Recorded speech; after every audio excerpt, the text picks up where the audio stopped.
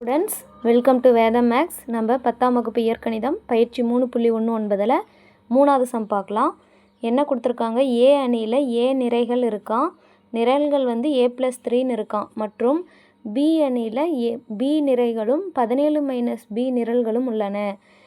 பெருக்கல் அணிகள், இது வந்து ரெண்டுமே பெருக்கல் அணிகள் ஏபி பிஏவை காண முடியும் எனில் ஏபியின் மதிப்பை காண்க. ஓகேங்களா? இது ரெண்டும் பெருக்கல் அணிகள் காண முடியும்னு அவங்களே சொல்லிட்டாங்க. அப்போ நம்ம ஏபியோட மதிப்பை கண்டுபிடிக்கணும். இப்போது ஏங்கிற அணியோட நிறைகள் வந்து நிரல்கள் வந்து a+3. பி அணியோட நிறை வந்து பி அணியோட நிரல்கள் வந்து 17 - bங்களா.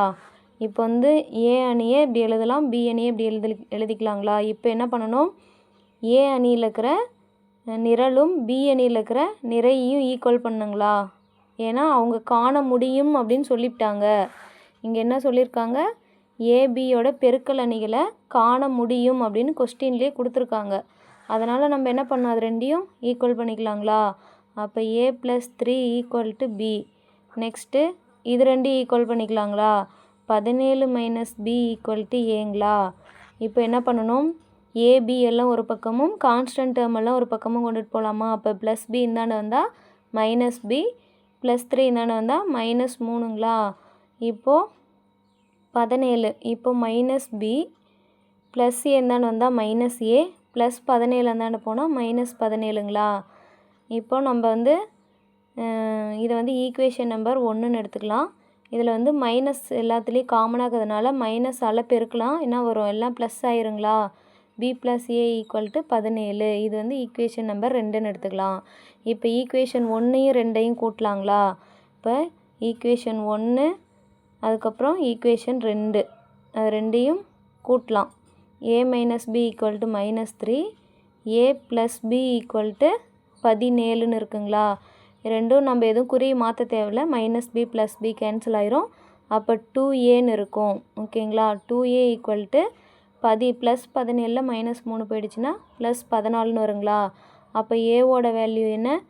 14/2ன்னு வருங்களா.